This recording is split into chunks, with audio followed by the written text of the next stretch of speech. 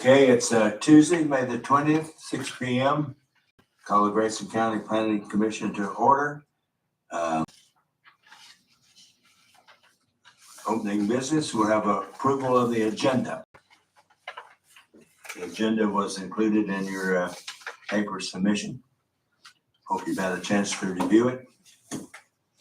Any corrections to the agenda? I move we approve. Do I hear a second? Second.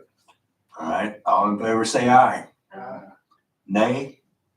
The agenda is approved. Okay, approval of the April 15th meeting minutes. They were also included in the paper submission. Any corrections? Do I hear a motion to approve the minutes? I so move. Do I hear a second? Second. All right, all in favor say aye. Nay? All right, the minutes are approved. I'm going to public comment. All right, do I hear a motion to move to public comment? I so move. Let's wait till she gets back.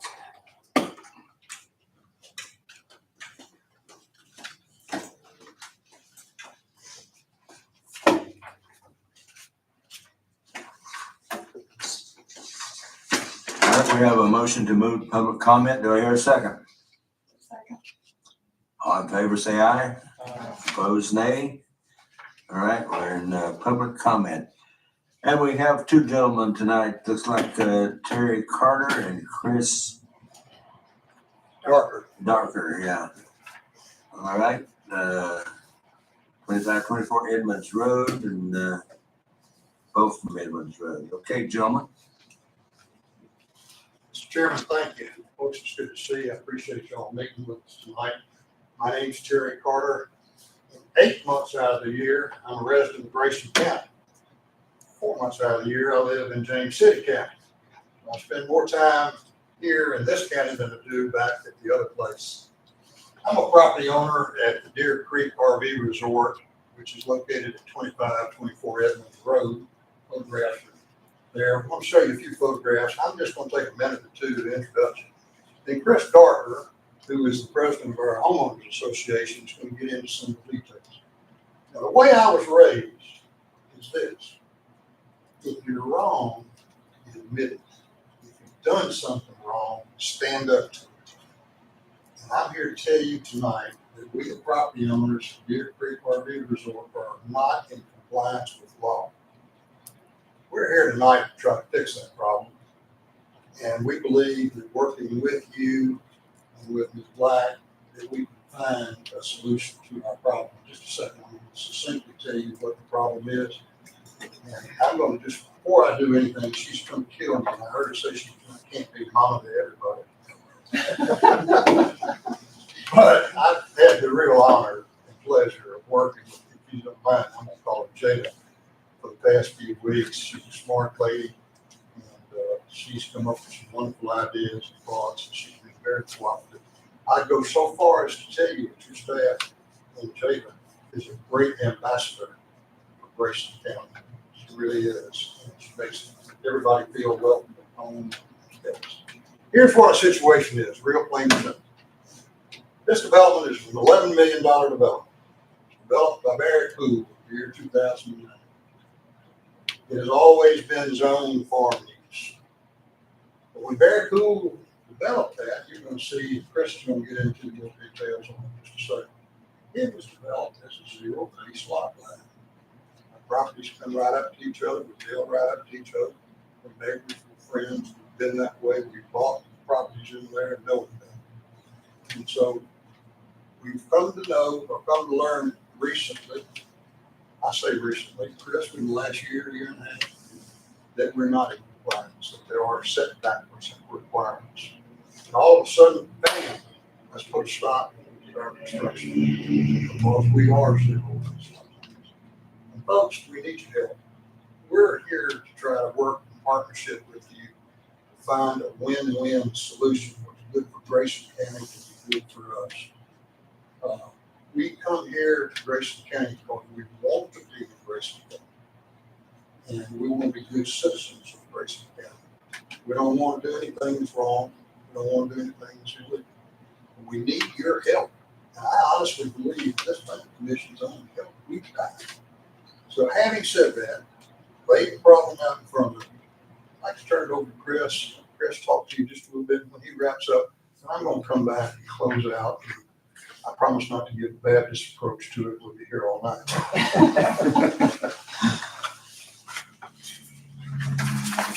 Thanks, Terry. Mr. Chairman, honorable commissioners.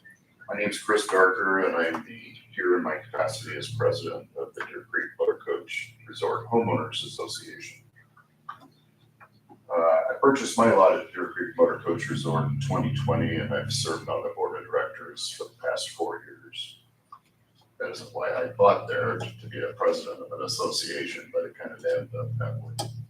Our resort has no paid staff, therefore our board manages the resort to help other owners. My priority as president is to make sure that our resort stays in compliance with local, state, and federal laws. Tell you just a little bit of background about Deer Creek Motorcoach Resort. That's located at 2524 Edmonds Road. Prior to 2009, you might remember this property was a golf driving range and a miniature golf place. The resort sits on about 9 acres, features 68 individually owned recreational lots. And these lots range in size from 3,500 square feet up to almost 8,000 square feet. Each one, well, nearly all of them, as you can see in the picture, feature a very small 150 square foot companion cabin, complete with full bathrooms and a covered outdoor kitchen with appliances. We have our own sewage treatment plant, which is certified by the Virginia Department of Environmental Quality. We have a 9-hole par 3 golf course, dog park, and we just completed a brand new clubhouse facility in 2023. We have a great community of owners who love this area and like to live outdoors. So we do a lot of things outside, as you can see.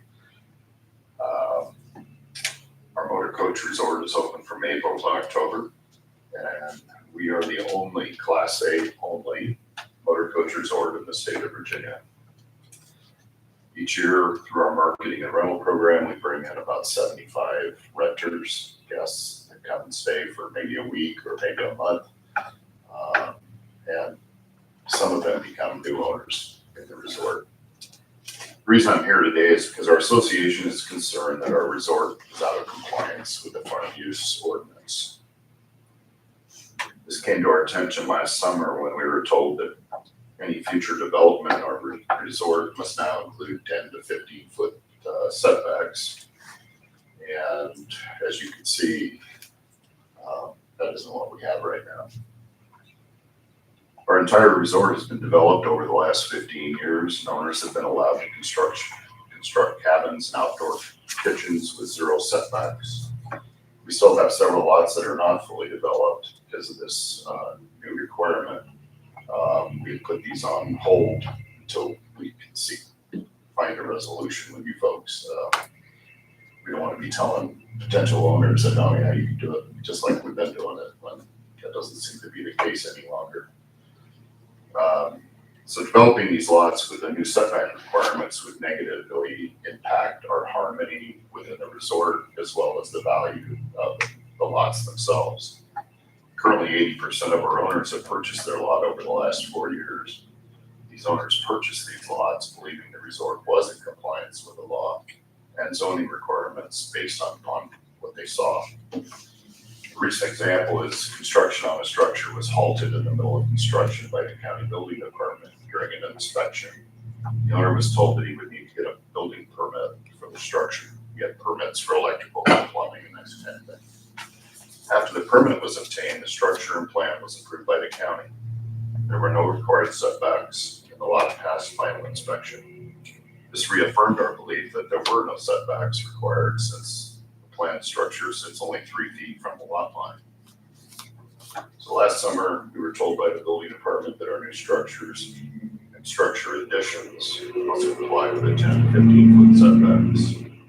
Our owners have individually worked with the building department and have become increasingly frustrated to the point where some of the owners have decided to sell their lots. And this requirement is also having a negative impact on our lot sales. The desire of our association is to be in compliance with the laws on the ordinance and to be able to continue to develop our resort as we have for the last 15 years.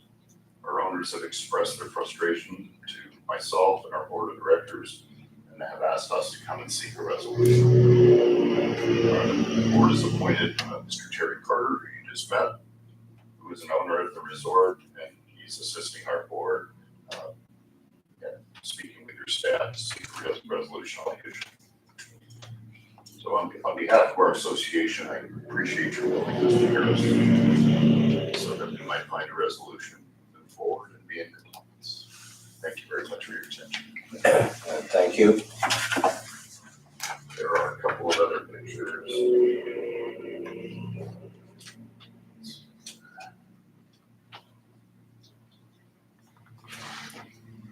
we go. So this is the center part of our resort here. Basically, we have a center road and two side roads that come around.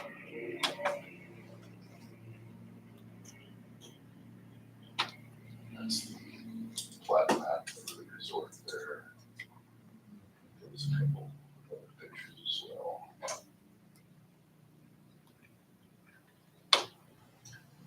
Mr. Barker only received those two pictures. Okay, very good. Thank you. Let me just say, this may not seem like a big deal to y'all. It is a big deal to us. This is an $11 million development. When we get this thing fixed, here's what's going to happen. You're going to start, property owners start selling that property. Those values are going to go down, down, down. And that $11 million development is going to disappear. It will happen. I can trust you. I know those property owners. We don't want that to happen. That's the real negative side to it. So what then is the answer to do this? I'm working with Jada. Jada, I don't know, we've met 5 or 6 times, and we've been brainstorming, trying to come up with something that we felt like A, is practical, B, is legal, and something that you, the planning commission, would support and help us with. It has run, we've run the gamut from creating a new zone. That's a tough mountain to climb. We know that. To something that Jada and I just talked about a few minutes ago, is to see if the planning commission could somehow, if we resurveyed the land, redrew the plat, and give up, staying on farm use, but eliminating the interior lots from setback requirements. Still have you setback on the exterior. I put this, can you go back to that plot map just a second? Yeah, of course. The affected property owners, as you may know, get myself oriented properly here. All right, this is the golf course. Over here is another RV park. That's Cool breeze. Cool Breeze, okay? You're not gonna have any objection to these folks. Back here is farmland. In fact, I will tell you that the property on this farmland, from about like this, the farmer doesn't use because it's so marshy and low, he lost 5 or 6 head of cattle in there. So he doesn't let his cattle get in there anymore. So I don't think you're gonna have any problems over here. And then down here's Edmonds Road. So the surrounding neighbors really wouldn't have a problem with it. But if we don't get this thing fixed, we're in trouble, folks. We're looking for you to be our partners and to try to help us do it. So what we're asking you to do is this. If you have an interest in working with us and helping us, I'm going to ask you to direct your staff to continue to work with us to find a legal solution that is most practical that we can possibly come up with to fix this problem. And from April to October, we've estimated and run the numbers out. We pump in $1.5 million into your local economy, supporting your local businesses. We're here, as I said, Dan, because we elect to be in Grayson County. We want to be in Grayson County. And folks, we gotta have your help. There ain't no way around it. If you tell us no tonight, the mule was dead in the water. No question about that. Well, if you've got any questions, we'd love to stand here and answer your question. Were you in compliance when you started the development?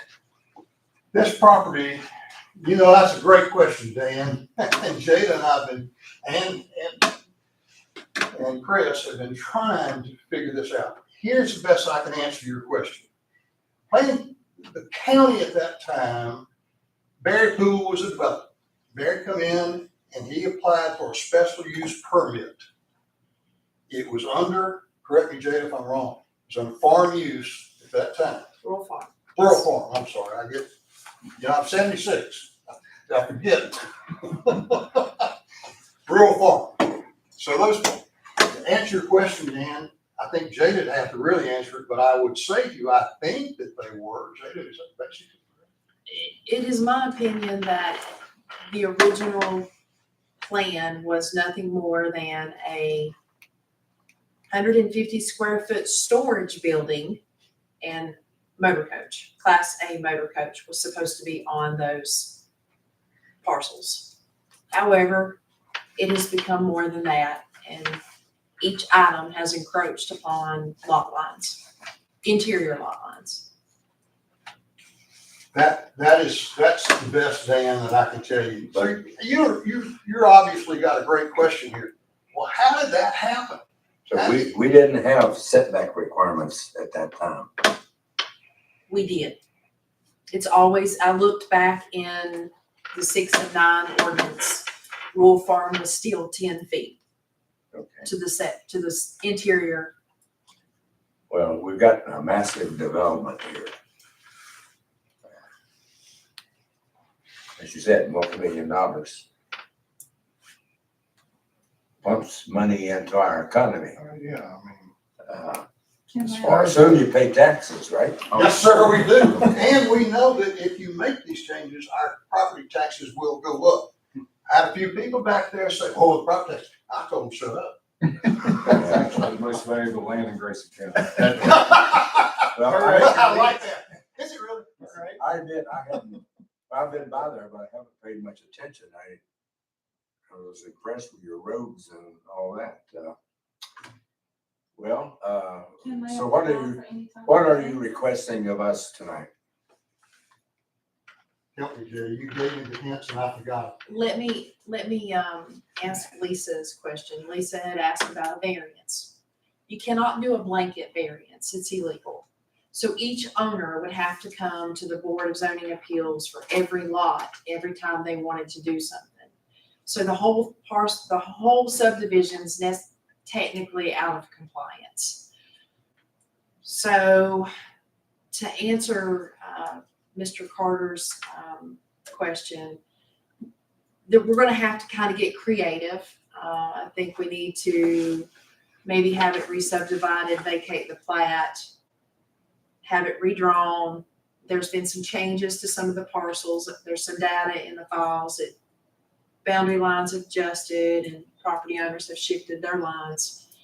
I think we can have a creative solution to it, but that's something that I need to talk to our attorney about. Vacating the plat, having it redrawn, and throwing in there that the interior lot lines are removed from that particular element of this particular subdivision. Of course, that it all has to be reviewed and approved by you and then reapproved by the Board of Supervisors. But the Board of Supervisors has to approve the vacation of the plat. So there's some steps that we have to go through to get that accomplished. I'm of the opinion we need to facilitate making this development in compliance. Thank you, sir.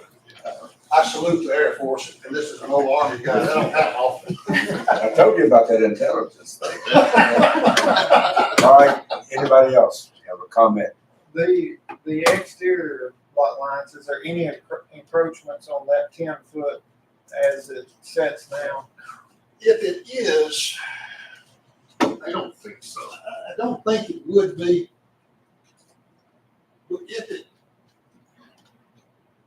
it would be back in this area, which is swampland. Do y'all know that farmer back there?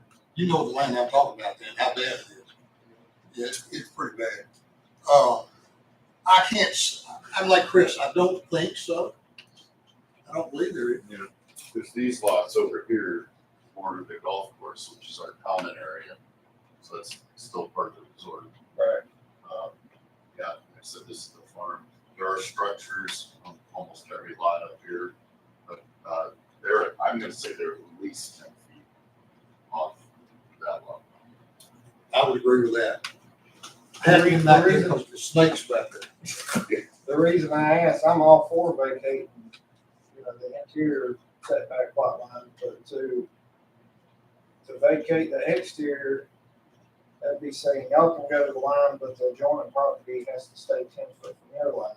So that would be the only, You got a good point. you know, You got an excellent point. but as far as the interior, I don't see no problem.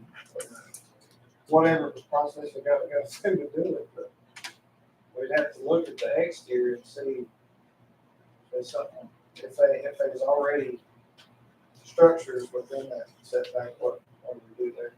Would there be an opportunity if there's an encroachment more than 10 next to the common area, you can shove that line back a little because that's inside of the subdivision. But Yeah. my concern is the property that adjoins, which is what you call the marshy area. I mean, a surveyor could determine which ones were actually out of compliance. And then it may be as simple as going through a BZA process and doing a variance to get into compliance. But I don't know that that's actually a hardship. So I'm not sure it would actually be approved as a hardship. A lot of these structures, in my opinion, were built without permits. That's why we're out of compliance. And so Guilty as charged. it might be that you might have to go to the farmer and say, hey, can I buy a smidge off of you to get that line shoved? I was just about to suggest that. Just do a boundary line Stole it. adjustment. And so that might be the cleanest way. Or, in the past, I can't remember what we were talking about. You were We so talking smart. about a buffer. Can't remember what we were dealing with. We campground buffers. Yeah, we talked about leaving it up to the adjoining Owner, yeah. owners to decide. So if they went to this adjoining owner and said, is it okay if we come up to the line? Chris, you know that farmer? What could they sign Yeah, to legalize that? right. I remember that discussion when we did the rec parks. And that was, that's right. And what did we go with there? We did Yes, give them the option. right. Yeah, but I can't recall. what And it had to was. be recorded. Yeah. The option, yeah. So I mean, this is kind of the same thing, except it's possibly already happened. Right. But it might be that we could do something like that to get a adjoining property owner to sign saying they're okay with them coming to the property. Is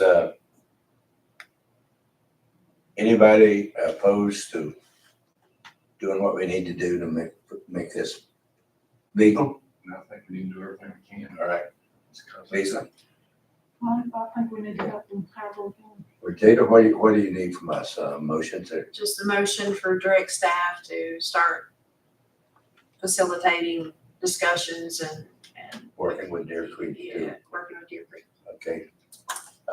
Anybody want to formulate a motion or want me to do it? Go ahead. All right. Can I make a motion as chairman?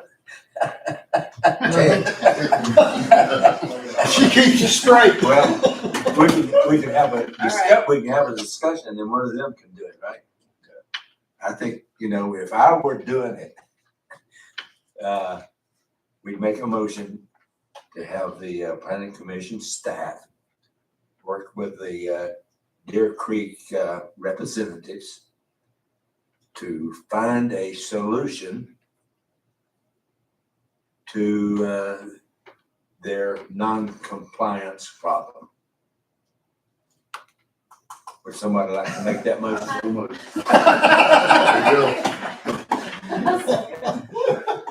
Who made that motion? Howard. Howard? All right, so we got a motion there, right? I need a second. I'll second it. We've got a motion and a second. You want to take a recorded vote on this, Jennifer? We are too. Alright, Mr. Boyer, Aye. Mr. Funk, Aye. Mr. Jones, Aye. Mr. Sharp, Aye. and Ms. Ash.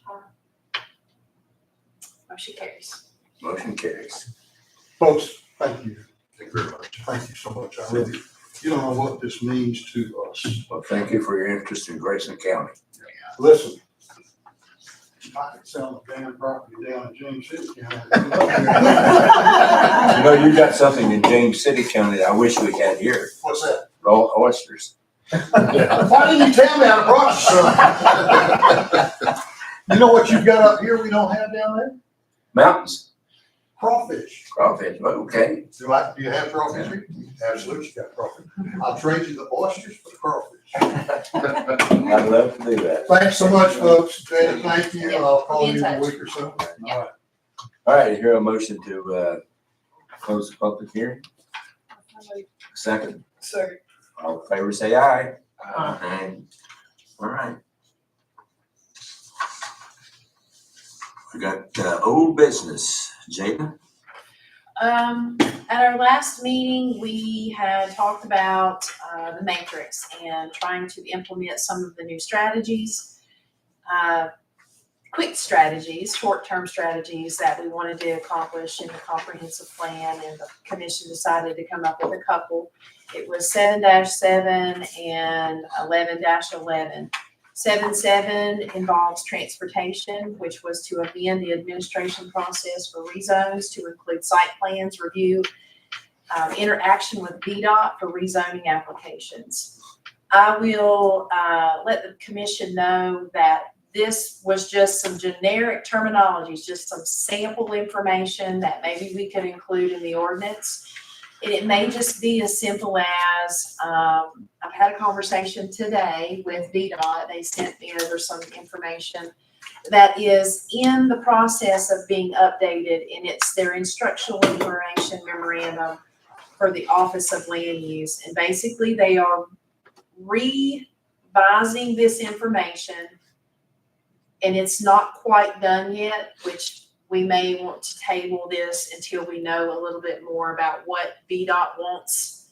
But I think it's going to be as simple as including language in our rezone section of the zoning ordinance that VDOT has to be involved in the beginning before the planning commission even looks at development plans. A lot of times VDOT's requirements are a lot more stringent than what our ordinance is. And there's a lot of back and forth between developer and VDOT. I think it would be better that the developer knows firsthand to get VDOT secured and out of the way before the planning commission even looks at it. So I think that probably that language, adding it will just solve that problem altogether. And it could just be as basic as a developer contacts VDOT before planning commission reviews permit or site plan application. I agree. And did you say we need to table this for now? We can table it. I mean, I would like to draw up some draft language and have another conversation with, All right. with Would someone make a motion to table this issue? I'll make a motion. All right, I'm gonna table the next one. do it. Here, a second. Second. All in favor, say aye. Uh, And Lisa, you have to bring it back up since you made the motion to table it. Somebody has to remind me. So if you're not here, we'll come get you. Just make sure it's scheduled. All right, does that take care of old business? That took care of the first one, which is Alright, the second next. one is 1111. Okay, And it was brought up to get this one knocked out of the park, but it was 1111 is to consider amendments to the subdivision ordinance to require surveys and or land division data in a digital AutoCAD DXF file. who wanted that? That's what I asked. Yeah, I know. So that's where we're at. We talked about it. I think originally it was in a different format, and then our surveyor expert over here said we shouldn't do that. It needs to be in AutoCAD DXF files.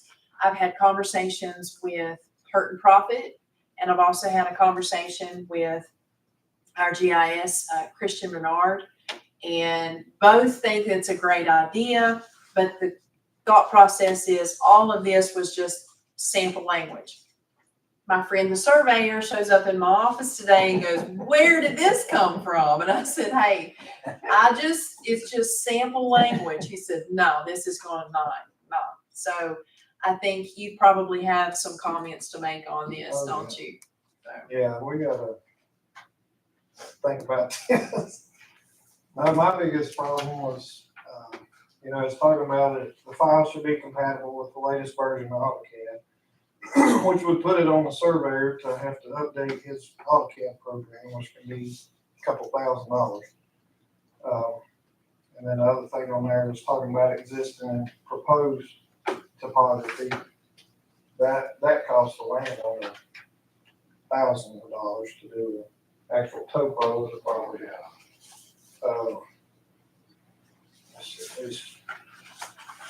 This would be on top of a survey. That's right. It'd be putting more strain on the client, money wise, more than anything. Drainage and slopes and stuff's not typically part of a boundary survey or even a division. A lot of times that's subbed out through a engineering firm or something if it's required. The DXF file must be compatible with the local agency's GIS system, which is also saying that we would need some kind of GIS program to be compatible with the counties, which puts that on the surveyor. And I told Jada before, it talked about, I'm all for helping with, getting tax maps and stuff corrected, and Christian's been doing a great job at that. And as a courtesy, I would be glad to send not a DXF file, or a DXF file includes a lot of personal, like this is data that I've collected that I don't just freely give to, people pay to get an AutoCAD file or a DXF file. Especially if you're an engineer, for some reason, they really like to charge for it. But I had mentioned to her just sending just the boundary lines to the county in a format that they could work with, where they could just implement it into the GIS, where it just comes up. It's already on the coordinate. I work on the coordinate system that the GIS is, so if I send it to them and they implemented that in, it would come right up. And that's really all, as far as the GIS part goes, that's all they would need. Which I'm glad to do that. The only downside to that is not for me, but other surveyors may not have a CAD program that they can do that with. Most of them are retirement age and they're using very old versions that are not going to be compatible with.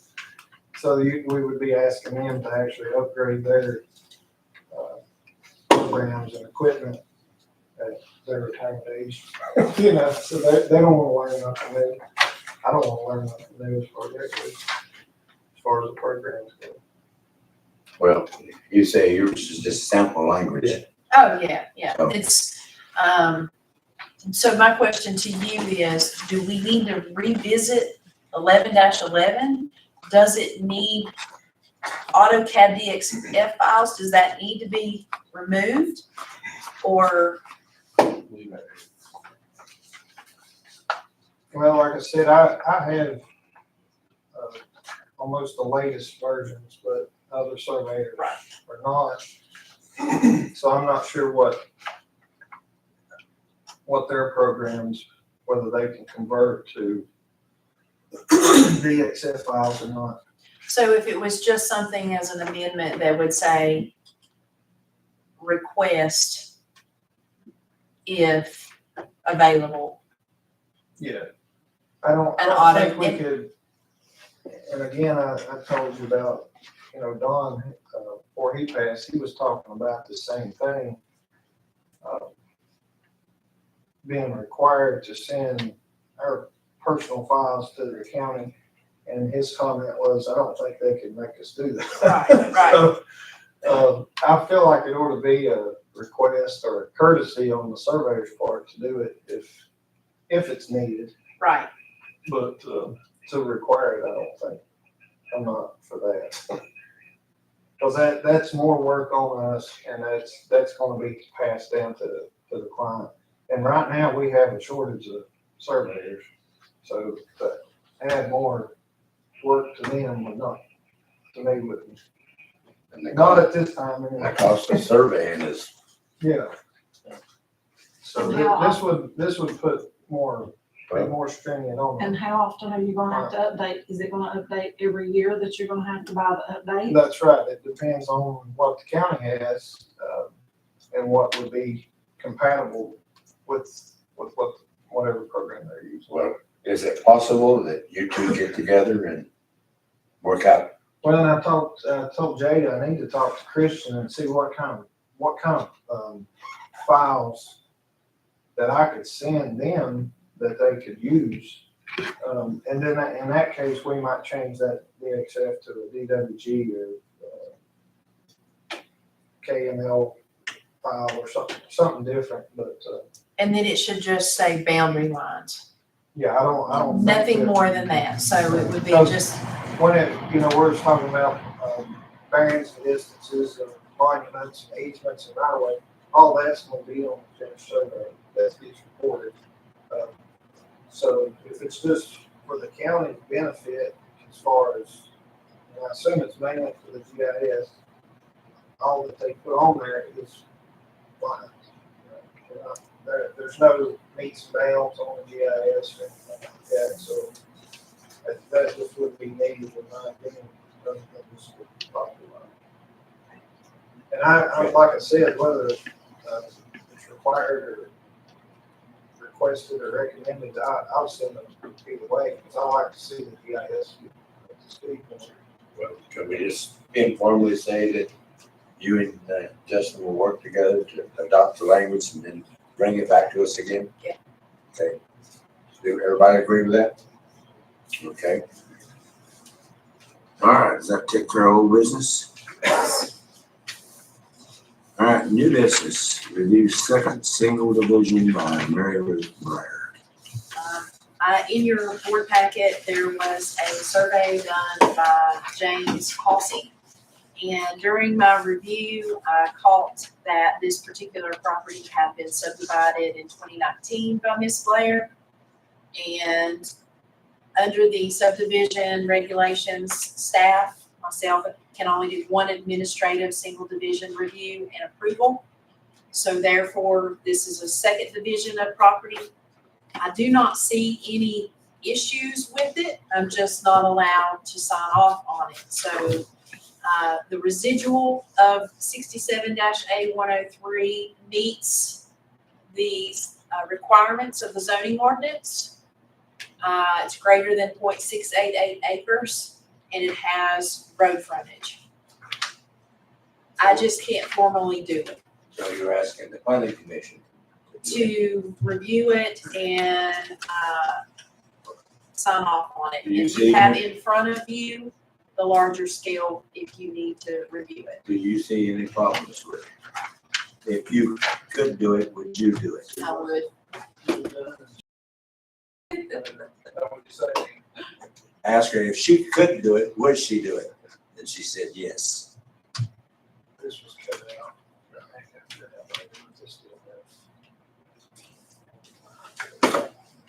We're fortunate to have a surveyor. It's very handy to have them, isn't it? All right, Motion to approve. Mr. Dean. I do believe there is a signature block for the chair. Left-hand corner.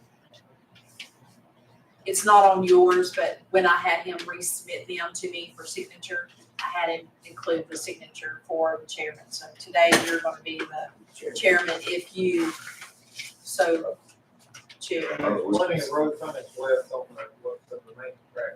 It's straight out through there. all right, we have a motion to approve. Do I hear a second? Second. All right, let's take a recorded vote. Who was that first motion, please? Travis? Travis, I apologize. In a second. Me. I wasn't ready to write. All right, so roll call vote. Mr. Boyer, Aye. Mr. Funk, Aye. Mr. Jones, Aye. Mr. Sharp, Aye. and Ms. Hash. Motion carries. I'll let you, before you leave, sign that one. Okay, I believe. all right, any other new business? I have, we do have a special use permit that will be, next meeting. It'll be for a cell tower at, for US Cellular on Quillen Ridge. Okay. Is it one of those old things? It's a lattice. Yeah. Tower, not a monopole. Okay, it's like a trestle thing. You Yeah. mentioned that it was US Cellular. I thought T-Mobile was taking that over. That's what I would do. I believe US Cellular is going to be constructing the towers. And then T-Mobile was going to be, must be leasing off all the towers. Do y'all have US Cellular? I have an idea of us with T-Mobile. Trying to support. Well, y'all, I hate you, I said it. You have anything else of interest? I don't have anything. That Okay, was it. That's the only new business that I know that's coming for next month. I heard they bought so much of US Cellular, but not all of it. okay. Anybody else have, comments for the meeting before we adjourn?